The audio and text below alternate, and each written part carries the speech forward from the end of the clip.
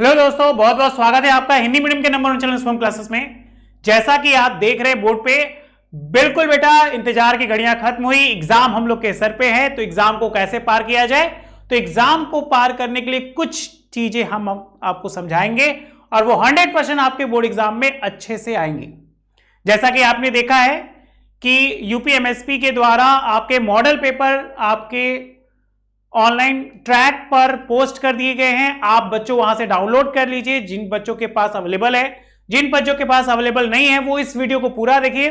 जो भी क्वेश्चन हम आपको लिखवाएंगे उसे 100% आप अपनी कॉपी में जरूर लिखिए, और अगर आप कॉपी में उसको लिखकर अच्छे से तैयारी करेंगे तो आपके मार्क्स बहुत अच्छे आएंगे। तो बच्चों सभी को ऑल द बेस्ट। आप मन लगाकर पढ़िए और जो भी आपको नई चीजें हम दे रहे हैं उसको अच्छे से ऑब्जर्व करिए। अगर ये चीजें आप दिमाग में बैठा लिए तो 100% बता रहे आपको निश्चित सफलता मिलेगी मिलेगी और आपके मार्क्स बहुत अच्छे आएंगे। जैसा कि आप जानते आज जो हम डिस्कस करने वाले हैं वो क्लास साइंस मींस तीनों फिजिक्स केमिस्ट्री बायो का कंपोजिशन पेपर है।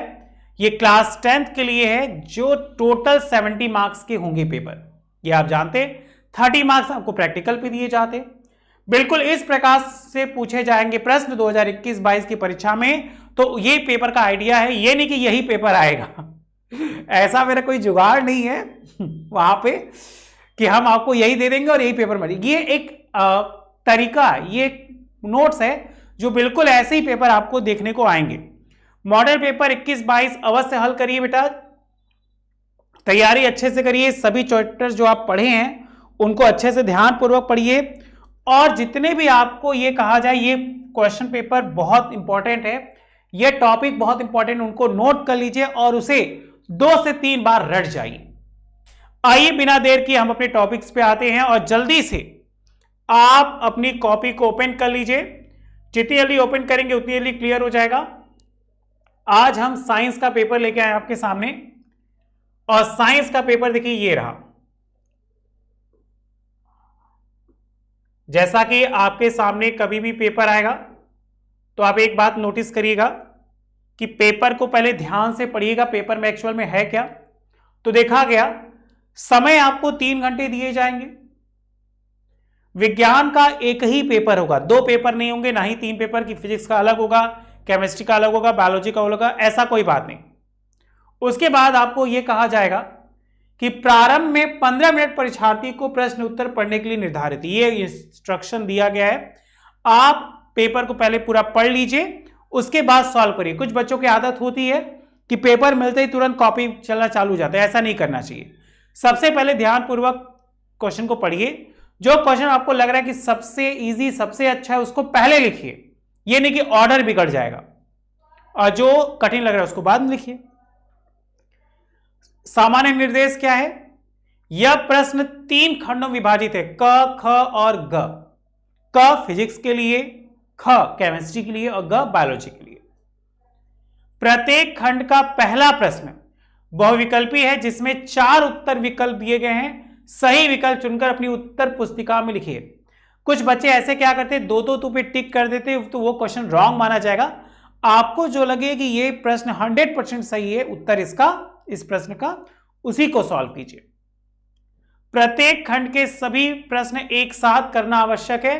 प्रत्येक खंड नए पृष्ठ से प्रारंभ किया जाए। जैसे मान लीजिए आपने फिजिक्स का क्वेश्चन उठाया, फिजिक्स में खंड क है, तो जो भी प्रश्न आपको लगे तो पहले खंड क के सभी कर लीजिए। फिर उसके बाद जब खंड ख पे आइए तो उसकी एक बड़ी सी हेडिंग दीजिए। ये नहीं कि सब एक मिक्स कर देंगे, मिक्स कर देंगे तो होगा कभी एग्जामिनर उसको सॉल्व करने में छूट जाए। तो इस तरह सहायता और अच्छे से निर्धारित होगी। प्रश्नों के निर्धारित अंक उनके सम्मुख दिए गए। कौन सा प्रश्न कितने मार्क का है ये आपको वहां दिया गया है, इसमें परेशान होने की कोई आवश्यकता नहीं। समीकरणों आवश्यकता अपने उत्तर पुस्तिका पुष्टि करें, स्वच्छ और नामांकित चित्रों का बनाएं, और जो भी रासायनिक समीकरण है उनको जल्दी से लिखिए। चलिए हम स्टार्ट करते हैं सबसे पहले फिजिक्स से। जो बच्चे हमारे देख रहे हैं वो कॉपी पेन निकाल के स्टार्ट हो जाइए। देखिए किसको किसको आता है, ठीक है। जल्दी से। प्रश्न नंबर ये है, ये आपकी जो टॉपिक है वो फिजिक्स की है। सबसे पहला, किसी वस्तु का वस्तु से बड़ा, किसी वस्तु का वस्तु से बड़ा आभासी प्रतिबिंब बन सकता है, बताइए किसके द्वारा? उत्तल दर्पण, अवतल दर्पण, समतल दर्पण या अवतल लेंस?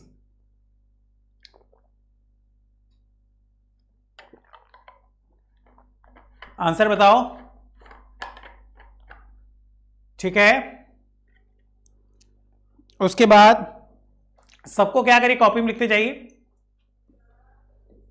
प्रतिरोधकता का एसआई मात्रक याद करिए, एमकेएस मात्रक, एसआई मात्रक, सीजीएस मात्रक होते हैं। विद्युत धारा उत्पन्न करने की युक्ति को कहते हैं, क्या कहते हैं भाई? जनित्र, गैल्वेनोमीटर, जनित्र, एमीटर, मोटर। सोचो क्या होगा आंसर। आप जल्दी से अपने आंसर को कॉपी करके कमेंट बॉक्स में कमेंट करिए और साथ ही साथ आंसर भी कॉपी में लिख के टेलीग्राम पे भेजिए। अभिनेत्र लेंस की फोकस दूरी में परिवर्तन किया जाता है, याद करिए किसके द्वारा? ये सबके सामने इनके नंबर दिए हैं, जितने भी आप करेंगे एक एक नंबर आपको मिलता जाएगा। 4 क्वेश्चन आपके इसमें हैं। फिर कह रहा है वाहनों में किस प्रकार के दर्पण को पश्च दिश, पश्च मतलब पीछे के दृश्यों के लिए लगाया जाता है? किसी अवतल लेंस की फोकस दूरी 15 सेंटीमीटर है, वस्तु को लेंस से कितनी दूरी पर रखा जाए तो इसके द्वारा वस्तु के लेंस में 10 सेंटीमीटर की दूरी प्रतिबिंब बने? जरा दृष्टि दोष क्या होता है, इसका निवारण कैसे दे, ये आपको पता है। प्रकाश के परावर्तन के नियम लिखिए। 20 सेंटीमीटर वक्रता त्रिज्या वाले अवतल दर्पण के सामने 5 सेंटीमीटर 15 सेंटीमीटर वस्तु पर रखी गई, उसका आंसर बताना है आपको। उसके बाद किसी चालक, प्रतिरोध या विद्युत विभवांतर, इन दोनों में से कोई एक क्वेश्चन करना है, ये 4 नंबर का है। उसी तरह इसमें विद्युत मोटर और परिनालिका किसे कहते हैं, ये भी 4, ये देखिए 7-7 नंबर का है। तो इस तरह आपके फिजिक्स जो है वो क्लियर हो जाएंगे। आइए खंड ख चलते हैं हम लोग। खंड ख हमारा जो है वो है केमिस्ट्री। अच्छा बच्चा, यहां से हम लोग की स्टार्ट होगी क्या? केमिस्ट्री। आपसे कह रहा है कि जिंक जो है वो कॉपर सल्फेट से क्रिया करके, जिंक सल्फेट और Cu, मतलब ये क्या करे, जिंक जो है कॉपर को विस्थापित कर रहे, तो 100% संयोजन, विस्थापन, द्विविस्थापन, वियोजन, तो क्या होगा आंसर? यह प्रदर्शित करेगा क्या? विस्थापन अभिक्रिया को। बताइए क्या इस बात से आप सहमत हैं? अच्छे से याद हो रहा है? सबको कॉपी में लिख लीजिएगा। आगे, जल की कठोरता को हटाने के लिए निम्न में से किसका उपयोग किया जाएगा? आपके पास क्या है? कोई यौगिक है जो जल की कठोरता को दूर करेगा, तो उसी को कहते धावन सोडा, जिसे वॉशिंग सोडा के नाम से भी जानते हैं। बताइए इस बात से आप सहमत हैं? ये चीजें क्लियर हो रही हैं? ठीक है। उसके बाद निम्न में से किस यौगिक में OH क्रियात्मक एक समूह है? तो आपको क्या करना है, फॉर्मूला अगर लिख लेंगे तो अच्छे से याद हो जाएगा। वैसे इसी में देखो ये नॉल है, तो नॉल हमेशा वर्ड यूज किया जाता है इसके लिए, तो इसका आंसर हो जाएगा क्या? ब्यूटेनॉल। वैसे सबका फॉर्मूला याद कर लेंगे तो अच्छा है। देखिए इसमें ओन है तो कीटोन है, ओइक है तो कार्बोक्सिलिक है, नीचे ब्यूटेनल है तो एल्डिहाइड है। अगर ये छोटे छोटे फॉर्मूले आप, सफलता बैच, अगर इस बैच से ज्वाइन करेंगे तो आपके रिवीजन बहुत अच्छे से कर दिए जाएंगे और 100% आप निश्चित गारंटी के साथ पास होंगे। ठीक है। अगर हम बात करें इस बैच में हमें क्या क्या मिलेगा, तो 9th रिवीजन और 12th के पूरे कोर्स मिलेंगे। मतलब एक पहले और एक बाद का, दो बेनिफिट, डबल बेनिफिट एक कोर्स में। 10th रिवीजन के साथ साथ 11th का फुल कोर्स मिलेगा, 11th रिवीजन के साथ साथ 12th के फुल कोर्स, और साथ ही साथ 12th का रिवीजन। ये आपके लिए बहुत मोस्ट इंपॉर्टेंट है। इसके साथ ही साथ बच्चों जी और नीट की तैयारी 2022-2023 के लिए कराई जा रही है।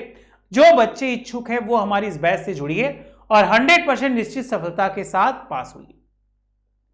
10th रिवीजन के साथ जी नीट के 2 इयर्स के प्रोग्राम चलाए जाएंगे, जो आपको आने वाले समय में जो आपका सपना है, क्या इंजीनियर और डॉक्टर का, वो आपका सपना साकार होता नजर आएगा। क्योंकि बहुत सारे बच्चे परेशान होते, सर हम क्या पढ़े, कहां से पढ़े और कैसे पढ़े।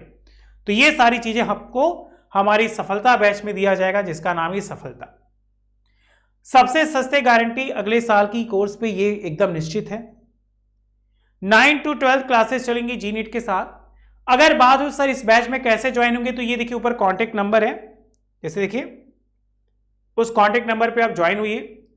इसमें बेसिकली डेली क्लास रोज मिलेगी, प्रीवियस ईयर्स के पेपर मिलेंगे, टीचर के नोट्स और स्लाइड्स मिलेगा, रोज आपको होमवर्क दिया जाएगा, जो कि बहुत जरूरी है, क्योंकि अगर हम होमवर्क नहीं करेंगे तो कैसे पढ़ेंगे।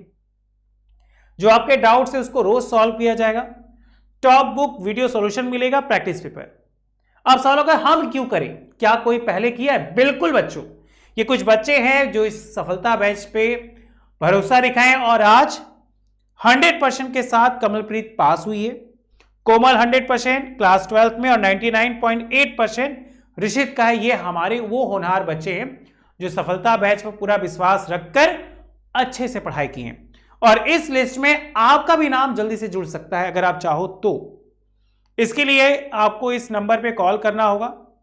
अगर आप डिस्काउंट पाना चाहते हैं 10%, तो आप हमारे बच्चे हैं, शुभ 10 का प्रयोग करके आप निश्चित सफलता प्राप्त कर सकते हैं। आप याद कर लोगे तो 100% आपके मार्क्स हो जाएंगे। उसके बाद देखिए कह रहा है रेडॉक्स अभिक्रिया क्या अभिप्राय है, रासायनिक अभिक्रिया का उदाहरण देकर समझाइए। तो आपको यह कहा गया था कि वे रासायनिक अभिक्रियाएं जिसमें अपचयन और उपचयन दोनों होता है उन्हीं को रेडॉक्स अभिक्रियाएं कहते हैं। जैसे अगर हम बात करें तो आप जिंक ले लो, कार्बन मोनोऑक्साइड ले लो, क्रिया करेगा तो जिंक ऑक्साइड हो जाएगा और कार्बन हो जाएगा। जिंक से जिंक ऑक्साइड हुआ, मतलब यहां पे हो गया उपचयन। उम्मीद करते हैं हमारे सारे बच्चों को अच्छे से दिख रहा होगा।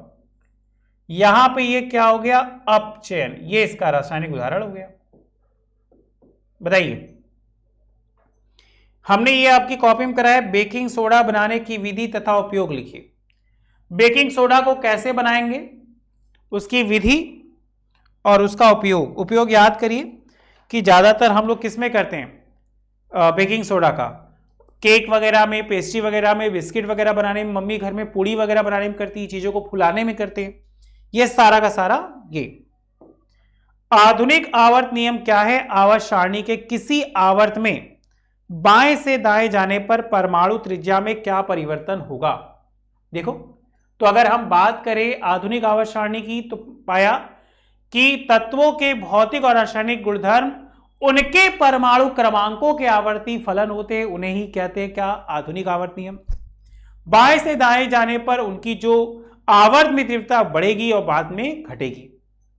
इसके बाद आईयूपीएससी आपको याद करिए बता रहे थे चैप्टर 4 में। तो चैप्टर 4 में हमने आपको बताया था आईयूपीएससी नाम। हमें बच्चों इसी का आईयूपीएससी नाम बताना है। देखिए, तो आईयूपीएससी नाम बनाने के लिए आपको हम कुछ नियम बताए थे। सबसे पहला, लंबी श्रृंखला का चयन करें, क्रियात्मक समूह को पहचानें, गिनती उधर से करें जिधर से वो पहले आए। चौथा, याद करिए, समझ में आ रहा है, आईयूपीएससी नाम, क्रियात्मक समूह को पहचाने, लंबी श्रृंखला का चयन करें, गिनती उधर से करें जिधर से वो पहले आए। तो अब यहां पे देखिए, अगर हम बात करें तो ये जो लंबी श्रृंखला है वो ये आ रही, गिनती उधर से करें जिधर से क्रियात्मक समूह पहले, यहां से पहले आ रहा है 1 2 3 4 5। तो 4 पे ऊपर भी है, 4 पे नीचे भी है, CH3 है, तो इसे कहते हैं क्या? मिथिल। मिथिल। तो क्या हो गया? 4 मेथिल और ब्यूटेनोइक अम्ल। बताइए, क्या इस बात से आप सहमत हैं? 4 मेथिल ब्यूटेनोइक अम्ल। उसी तरह इसमें देखो, 1 2 3 4, दूसरे पे Cl है, तो क्या हो गया? 2 क्लोरो, 4 है तो ब्यूटेनॉल। समझ में आ रहा है? अगर पहली की बात करें तो ये पहली पोजीशन पे। अभी बता रहे थे संक्षारण किसे कहते हैं, धातुओं की संक्षारण रोकने की 2 विधियां। तो आपको बताया गया कि जो संक्षारण होता है वो आर्द्रता या खुले वायु में रखने पर धातुओं की प्रकृति को नष्ट कर देता है। उसी प्रक्रिया को संक्षारण कहते हैं, जैसे जंग लगना। अब बात करें कि 2 विधियां, तो 2 विधियों में याद करिए, सबसे पहली विधि तेल लगाकर, ग्रीस लगाकर, पेंट लगाकर, गैल्वेनीकरण, यशद लेपन, मिश्र, तो कितने सारे, सिर्फ 2 आप लिख लीजिए, हो जाएगा आपका। अब कह रहे निम्नलिखित पर क्या दीजिए? टिप्पणी दीजिए।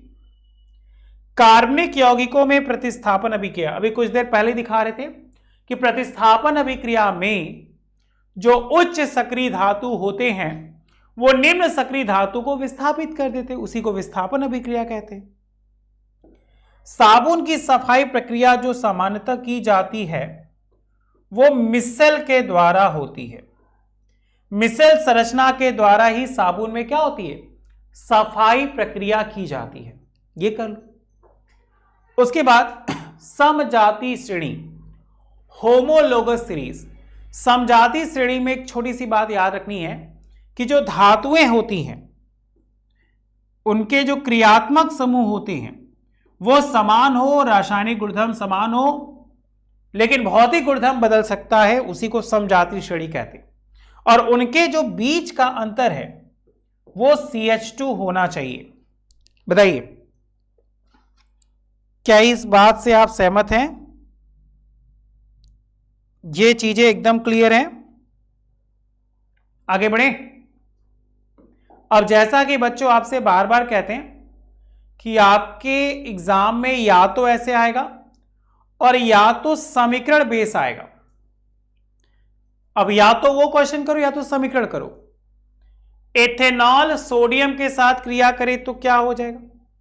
अब आपके पास क्या एथेनॉल है, क्या भाई? C2H5OH सोडियम से क्रिया कर रहे हैं, याद करिए एथॉक्साइड बनेगा।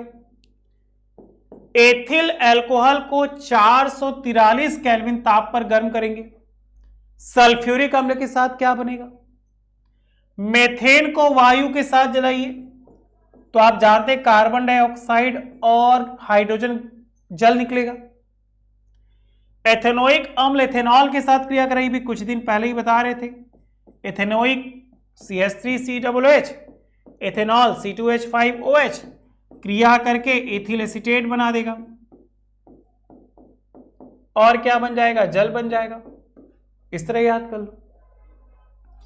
एथेनोइक अम्ल सोडियम कार्बोनेट के साथ क्रिया कराइए, यही फॉर्मूला एथेनोइक अम्ल का लिख लो भाई यहां पे। अब याद रखिएगा कि जितने भी अम्ल होते हैं वो कार्बोनेट से क्रिया करके लवण जल और कार्बन डाइऑक्साइड बनाते हैं। कार्बोनेट, कार्बन डाइऑक्साइड, याद हो गया? एथेनोइक अम्ल का सोडियम हाइड्रोजन कार्बोनेट, मतलब अब इसी की जगह आप क्या लिख दीजिए? ये। तो चाहे सोडियम कार्बोनेट बोले चाहे सोडियम हाइड्रोजन कार्बोनेट बोले, उन दोनों की जगह एक लवण, दूसरा जल और तीसरा CO2, ये 100%। इसीलिए हिंट दे रहे कि मेरे बच्चे अच्छे से कर जाए। उसके बाद एथिल अल्कोहल का क्षारीय केमेनो की उपस्थिति में ऑक्सीकरण तो क्या एसिटिक अम्ल का निर्माण करेगा। हम लोग के एग्जाम में ऐसे ही क्वेश्चन आएंगे, अगर आप इसको याद करेंगे तो 100% आपको 7 मार्क्स मिल जाएंगे एकदम। और सबसे बड़ी समस्या हम लोग की यही होती है कि हम लोग को वो चीजें नहीं क्लियर हो पाई, ये सबसे बड़ी समस्या। आइए भाई बायोलॉजी पे चला जाए। देखिए बायोलॉजी का जो सेक्शन है वो है खंड ग, ठीक है। बायोलॉजी का जो सेक्शन है वो है खंड ग। क्या कह रहे हैं खंड ग?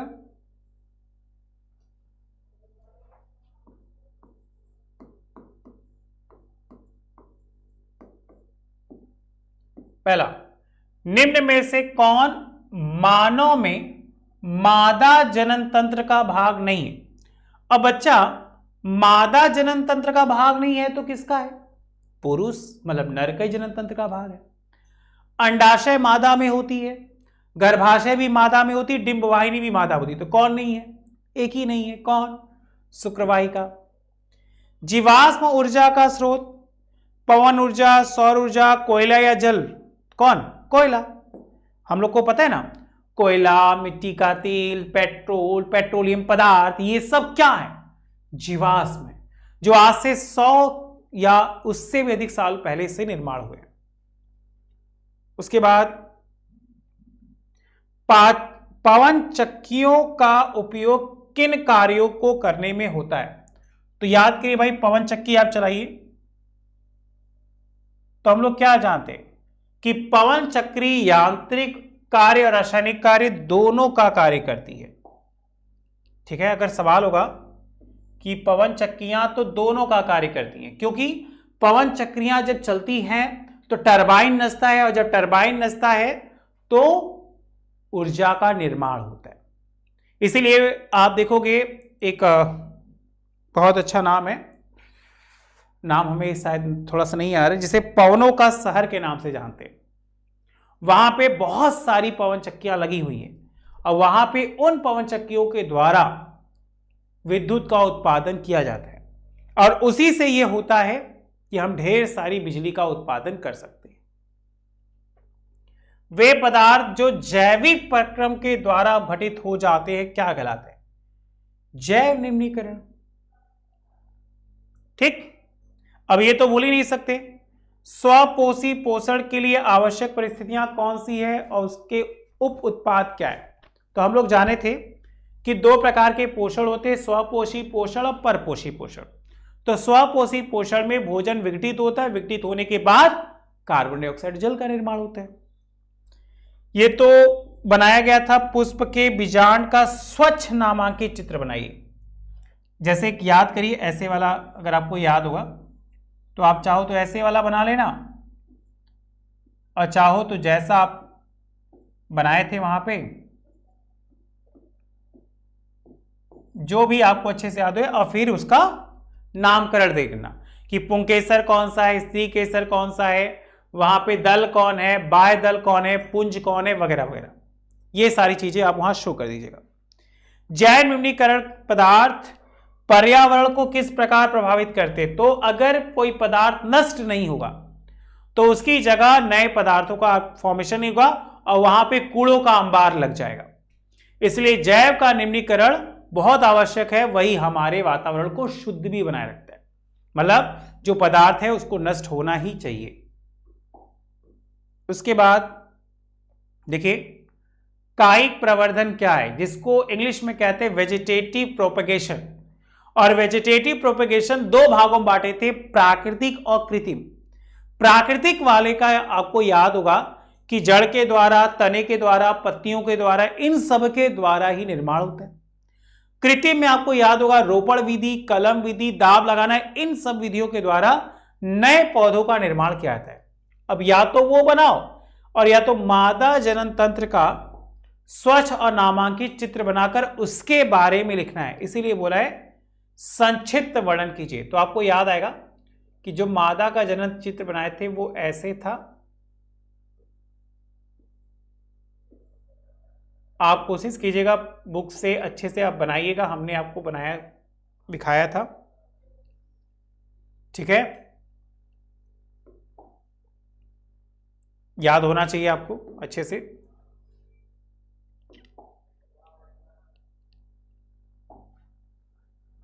जल्दी जल्दी।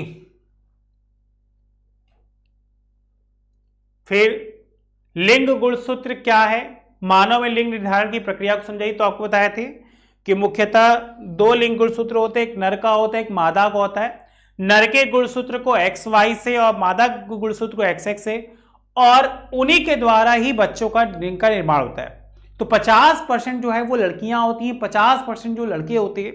ये फॉर्मेशन लिंग के निर्धारण से होता है। उसके बाद कहा गया जीवाश्म क्या है, तो ये कहा गया कि भौगोलिक उथल पुथल के कारण लाखों करोड़ों वर्ष पूर्व जो ऊपरी भूप्रपटी से नीचे चली गई, वो सब पादप और जंतु सड़ गलकर उच्च ताप और दाब के द्वारा कोयला पेट्रोलियम पदार्थों में विसर्जित हुए। इन्हीं को कहते हैं क्या, जीवाश्म। और आज पाया गया है कि इनका जैव विकास में बहुत महत्वपूर्ण योगदान है। और आज हम लोग 94% यूज कर गए, सिर्फ 6% के आसपास बचा हुआ है। और आने वाले सालों में जिस प्रकार से यूज कर रहे हैं, हम अपने भविष्य के लिए कुछ भी नहीं रख पाएंगे। ठीक है, फिर मानव पाचन तंत्र का नामांकित चित्र बनाइए, ये आप बना लीजिएगा। या तो ये कहिए, या तो पादपों में परिवहन दो के द्वारा होता है, या तो जाइलम या तो फ्लोएम। तो उम्मीद करते हैं कि जितनी चीजें हमने आपको पढ़ाई है वो चीजें आप टॉपिक बहुत अच्छे से कर पा रहे हैं। अगर नहीं कर पा रहे तो कमेंट बॉक्स में कमेंट करिएगा, और अगर वीडियो अच्छा लगे तो लाइक जरूर करिएगा। सबको ऑल द बेस्ट। जितने भी हम आपको क्वेश्चन इसमें दिखाए हैं वो आप बच्चों एक कॉपी में लिखकर सभी को सॉल्व कर लीजिए। जो आपको डाउट्स हो वो मुझसे पूछ लीजिए ऑफलाइन। अगर फिर भी कोई डाउट्स हो तो आप मुझे कमेंट करिएगा, हम उसे क्लासरूम में एक वीडियो में पूरा समझा देंगे। लेकिन जितने भी स्कूल के आपको पेपर्स मिल रहे हैं वो सब आप सॉल्व करिए, तभी आपका विकास बहुत अच्छे से होगा और हम लोग एग्जाम में बहुत अच्छे से पढ़ पाएंगे। और एक जो समस्या सर क्वेश्चन बैंक, तो क्वेश्चन बैंक से भी सॉल्व करिए और आप देखिए नोट्स से कितने सारे क्वेश्चन आप कर पा रहे हैं। तो चलिए आज के लिए इतना ही। Thank you so much, bye bye. घर पे रहिए, स्वस्थ रहिए, मस्त रहिए।